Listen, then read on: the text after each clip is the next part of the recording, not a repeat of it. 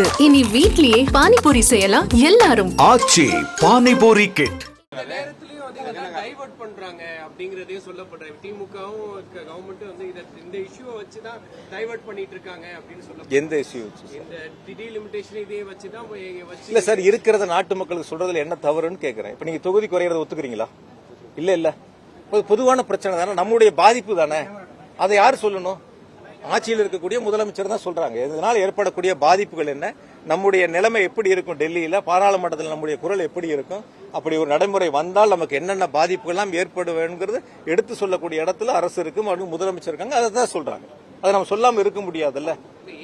இந்த நேரத்துல அதை சொல்லி அரசியல் பண்றீங்கன்றதுதான் மொத்தம். இல்ல சார், இதுல அரசியலே கிடையாது. தயவுசெய்து நீங்க அப்படி பாக்குறீங்களா? இது அரசியலே கிடையாது. நீங்க அப்படி பார்க்கல, நாங்களும் அப்படி பார்க்கல, மக்களும் அப்படி பார்க்கல. தமிழ்நாட்டு மக்களுக்கு குறிப்பாக எந்தெந்த மாநிலங்களுடைய தொகுதியில் எண்ணிக்கை குறைகிறதோ அங்கு ஏற்படக்கூடிய பாதிப்புகளைத்தான் அரசும் முதலமைச்சர்களும் சுட்டி காட்டுகின்றார்கள். எந்த விதமான அரசியலும் இல்லை. இப்ப தொகுதி குறைக்காம இருந்தாலோ அல்லது முதலமைச்சர் சொல்லுகின்ற வரி அமைந்தாலோ நம்ம இதை சொல்ல போறோமா? இதை கையில் எடுக்க போறோமா? முதலமைச்சர் எடுக்க போறாங்களா? அனைத்து கட்சி கூட்டத்தை கூட்ட போறாங்களா? கிடையாது.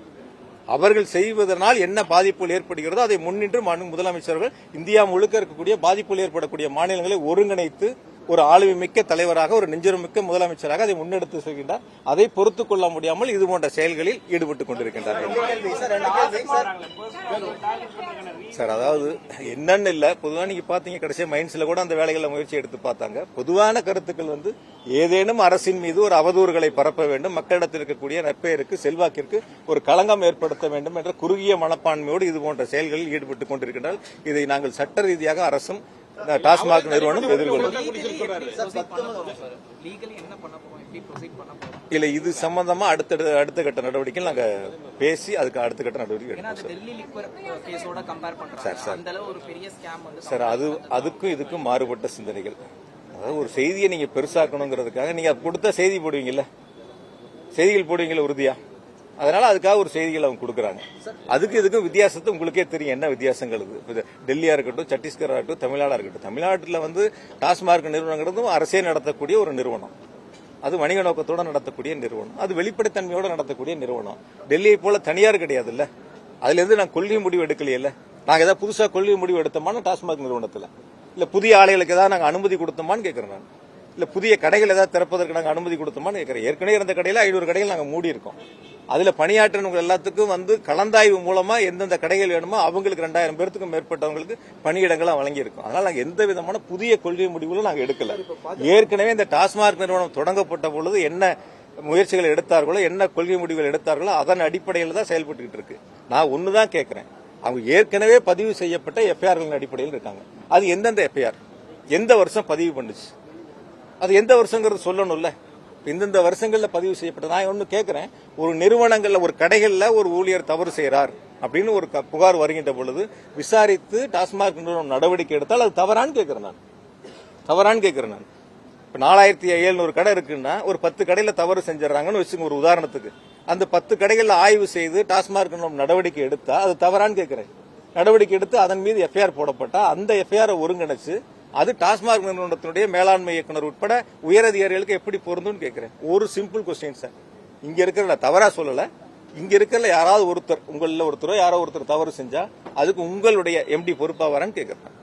அப்படி ஆக முடியுமான்னு கேட்கிறேன். அதுக்கு இடம் இருக்கான்னு கேட்கிறேன். யாரோ கடைநிலையில் இருக்கக்கூடிய ஒருவர் தவறு செய்தால் அந்த தவறின் மீது நிர்வாகம் நடவடிக்கை எடுத்தால் அந்த எஃப்ஐஆர்களை நாங்கள் சேர்த்து அதன் மூலமாக நாங்கள் சோதனை என்ற பெயரில் வந்து ஆய்வு நடத்தியிருக்கோம், அதுல ஆவணங்களை கைப்பற்றிருக்கோம். அது சட்ட ரீதியாக எதிர்கொள்வதற்கு நாங்க தயாரா இருக்கோம். அவங்களும் நீதிமன்றத்தில் அதுக்கான ஆவணங்களை கொடுப்பாங்க, நாங்களும் நீதிமன்றத்தில் கொடுப்போம். சட்ட ரீதியாக அதை நாங்க எதிர்கொள்வதற்கு தயாரா இருக்கோம். ரொம்ப ஒருங்கிணைச்சு ரொம்ப பிரமாதமா இந்த கரப்ஷன் நடந்திருக்கு. விலை வந்து 10 to 30 ரூபாய்க்கு அதிகமா இருக்கு. மூணாவது, உச்சநீதிமன்றம் உங்களை நீங்க ராஜினாமா பண்ணுங்கன்னு கேட்டிருக்கு. அதுக்கு நீங்க என்ன சொல்றீங்க சார்? உச்சநீதிமன்றம் ராஜினாமா பண்ணுங்கன்னு கேட்கிறேன். பண்ணுவீங்களா? பண்ணுவீங்கன்னு சொல்லல, பண்ணுவீங்கன்னா அதெல்லாம் பண்ணியிருந்தா என்னுடைய ஜாமீன் இதுலயே வந்திருக்கும். பொதுவான கருத்துக்கள் நான் இப்ப அதான் சொன்னேன். அவங்களுடைய அறிக்கைக்கு நான் பதில் சொல்லியிருக்கேன். என்னென்ன தவறுகள்லாம் அவங்க வந்து குறிப்பிட்டு சொல்லியிருக்கிறாங்களோ அது அவங்க நீங்க கூடுதலா சொல்றீங்க இல்லையா, அது மீது தான் நாங்க எஃப்ஐஆர் போட்டிருக்கோம். அது மீது நடவடிக்கை எடுத்தா எஃப்ஐஆர் போட்டிருக்கோம். அப்ப அந்த நடவடிக்கை அந்த எஃப்ஐஆரே தவறுன்னு சொல்றீங்களான்னு கேட்கிறேன். கீழ்நிலையில் இருக்கக்கூடிய தவறுகளை சுட்டிக்காட்டி நாங்கள் ஆய்வு செய்து நிறுவனம் நடவடிக்கை எடுத்து அதன் மீது வழக்கு பதிவு செய்யப்பட்டிருக்கு. அந்த வழக்கில் எஃப்ஐஆரின் அடிப்படையில் நாங்கள் ஆய்வு மேற்கொண்டோம்னு சொல்றது. அப்ப கடைநிலையில் இருக்கக்கூடிய ஏதேனும் ஒரு அலுவலகத்தில் கடைநிலை ஊழியர் தவறு செய்தால் அதனுடைய உயர் அதிகாரிகள் பொறுப்பாவார்கள் என்று சொன்னால் எப்படி அதை ஏற்றுக்கொள்ள முடியும்? நீங்க அதை ஏத்துக்கிறேன்னு சொல்லுங்க, நான் ஒத்துக்கிறேன். அப்படி ஏத்துக்க முடியுமான்னு கேட்கிறேன். அதனால பொதுவா பொறுத்த வரைக்கும் அவருடைய அறிக்கைக்கு பிறகு நாங்கள் சட்ட ரீதியாக இதை எதிர்கொள்வதற்கு தயாராகி கொண்டிருக்கின்றோம். சட்டப்படி சந்திப்போம். இனி வீட்லயே பானிபூரி செய்யலாம் எல்லாரும். ஆச்சி பானிபூரி கிட். செய்திகளை உடனுக்குடனும் துல்லியமாகவும் தெரிந்து கொள்ள சப்ஸ்கிரைப் பண்ணுங்க.